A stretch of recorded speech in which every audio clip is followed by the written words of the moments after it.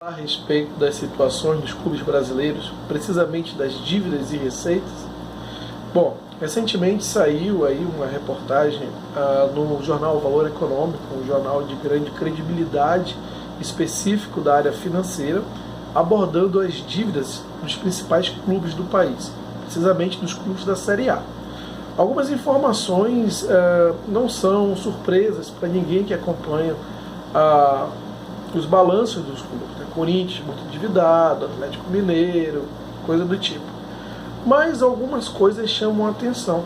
Por exemplo, nesse relatório ou nessa reportagem que o Valor Econômico levantou, o Palmeiras aparece ali com uma dívida aproximada de 900, eu não sei precisar, mas mais de 900 milhões de reais e um faturamento, uma receita de 900 milhões também, se eu não me engano, 904. Praticamente uma receita anual igual à sua dívida. Então isso aí levantou muita repercussão, discussão, porque todo mundo sempre diz na mídia que o Palmeiras tem sempre uma saúde financeira saudável e atirar pelo valor da sua dívida não seria necessariamente uma situação saudável, já que teria o valor anual equiparado ao valor da sua dívida.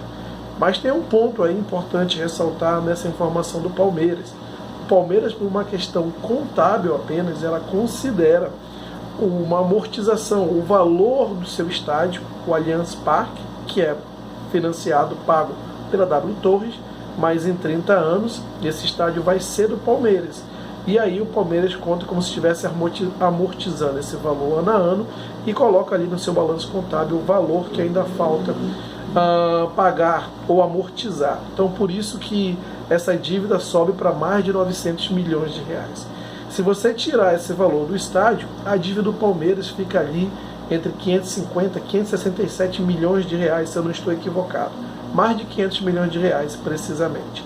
E ainda assim é uma dívida considerável. É claro que ainda é um clube que se mantém saudável, porque tem uma relação de receita, dívida ainda saudável, já que o Palmeiras chegou a uma receita de 900 milhões de reais, com uma dívida de 550 milhões de reais, tem praticamente o dobro, fatura o dobro do que está devendo, ou seja, ainda é uma relação saudável, mas longe de ser uma relação confortável. A impressão que se dá é que o Palmeiras às vezes tenta esticar a corda para manter um elenco caro, para tentar manter um elenco minimamente equiparado com o do Flamengo, manter os jogadores que foram campeões e estica a corda até o máximo.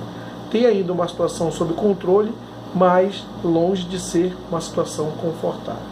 O Corinthians, todos já sabem, ele coloca ali suas dívidas, a sua dívida perto de 1 bilhão, ele notifica sua dívida perto de 1 bilhão, mas no seu balanço não notifica, não contabiliza a questão do estádio. Somando os dois, a dívida vai para quase 2 bilhões, tendo uma relação aí de mais de 2 vezes que o Corinthians arrecada. É importante ressaltar que o Corinthians e o Palmeiras não chegaram ao faturamento de 1 bilhão. A mídia sempre propaganda aí que eles estão batendo na casa de 1 bilhão, mas não chegaram na casa de 1 bilhão. O único clube que chegou na casa de 1 bilhão, melhor dizendo, superou a casa de 1 bilhão, é o Flamengo, que faturou, que gerou de receita 1 bilhão 370, praticamente 1 bilhão e meio, praticamente ali algo em torno de 500 milhões de reais de faturamento, a mais que Corinthians, a mais que Palmeiras, né? Então a margem, a diferença do Flamengo em termos de receita para Palmeiras e Corinthians, ela não é grande não, tá? Ela é muito grande.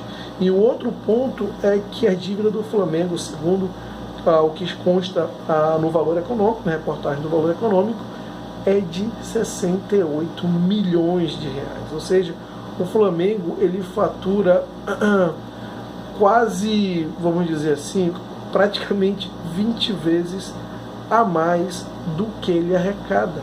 20 vezes a mais. A dívida do Flamengo, o Flamengo arrecada 20 vezes a mais do que ele deve, desculpa. Então é uma relação muito confortável para o Flamengo.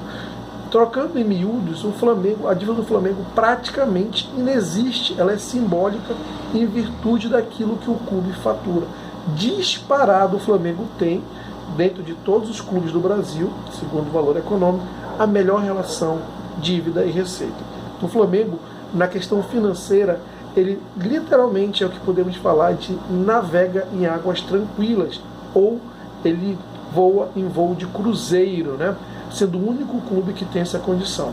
Um outro ponto a se ressaltar em um dos clubes carioca é o Fluminense, que embora tenha feito aí muitos gastos em jogadores veteranos, pagando contratos vultuosos para a nossa realidade no futebol brasileiro, ainda assim o Fluminense conseguiu ter agora uma dívida menor do que ele arrecadou. O Fluminense, com todos esses títulos que ganhou, ele arrecadou algo em torno de 670, 690 milhões, algo assim, vamos arredondar para 700 milhões, e tem uma dívida girando em torno de 600 milhões. Ou seja, ele tem uma relação dívida e receita, a relação dele de dívida é menor do que ele arrecada. Não é ainda um cenário confortável, mas dentro daquilo que estava o Fluminense, melhorou bastante. E o mais interessante, não precisou virar SAF. E por falar em SAF, o Flamengo tem um EBITDA. O que é o EBITDA? É você tirando todas as suas despesas fixas, o que sobra dentro do que você fatura. É mais ou menos como se você recebesse seu salário, tirando o aluguel, a prestação do carro, a prestação do apartamento, tirando todas aquelas despesas fixas, o que sobra do seu salário. Isso é o chamado de EBITDA, e serve para você mensurar a capacidade financeira de uma empresa, né? No caso de uma empresa. E o Flamengo tem de EBITDA algo em torno de meio bilhão de reais. Se nós considerarmos que dizem que para levantar um estádio do Flamengo custa em torno de 1 bilhão de reais, metade disso o Flamengo já tem. É incrível, né? E ainda tem gente que fala que o Flamengo tem que vender parte do futebol para uma SAF para poder construir seu estádio sem gerar nenhum endividamento. Tem gente ainda que defende isso, né? É incrível. O Flamengo definitivamente tem uma situação financeira muito diferenciada, de forma positiva e literalmente sem discussão. Não precisa de forma alguma vender parte do futebol, ainda que 25% para construir seu estádio. Hoje é um clube que tem uma solidez financeira, segundo os próprios especialistas, a própria reportagem do Valor Econômico atesta isso.